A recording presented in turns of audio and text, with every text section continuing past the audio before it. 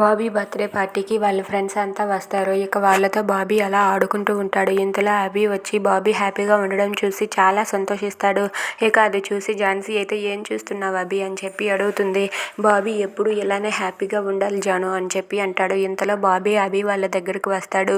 ఇక వాళ్ళ ఫ్రెండ్స్ని కూడా పిలిచి ఇదిగోండి మా మమ్మీ డాడీ అని చెప్పి చూపిస్తూ ఉంటాడు.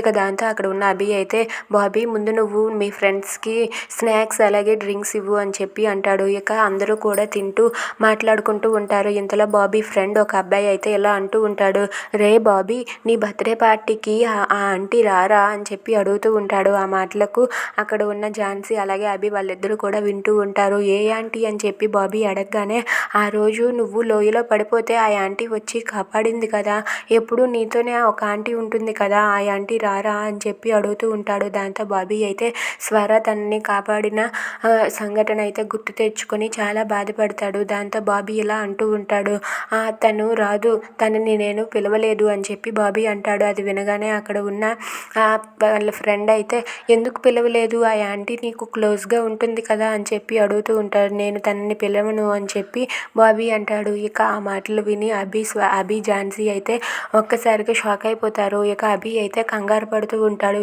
ఏంటి ఈ స్వర టాపిక్, ప్రశాంతంగా బర్త్డే పార్టీ చేసుకుంటున్నా సరే ఆ స్వర టాపిక్కే వస్తుంది, ఎందుకు ఇలా జరుగుతుంది, ఆ స్వర టాపిక్ లేకుండా ఒక రోజంతా గడవదా అని చెప్పి అభి అయితే రూమ్లోకి వెళ్ళి చాలా ఇరిటేట్ అవుతూ ఉంటాడు. ఇంతలో అక్కడికి ఝాన్సీ వెళ్ళి ఏంటి అభి ఇది బాబీ బర్త్డే పార్టీలో ఉండకుండా నువ్వు ఇలా రూమ్లోనికి వచ్చి కూర్చున్నావేంటి అంటే ఆ స్వర టాపిక్ వచ్చేసరికి నేను చాలా అప్సెట్ అయ్యాను, మూడ్ ఆఫ్ అయ్యింది అని చెప్పి అంటూ ఉంటాడు. అది వెనకాల ఝాన్సీ అయితే ఏం కాదు పద పార్టీ చేద్దామని చెప్పి అంటుంది. Please subscribe.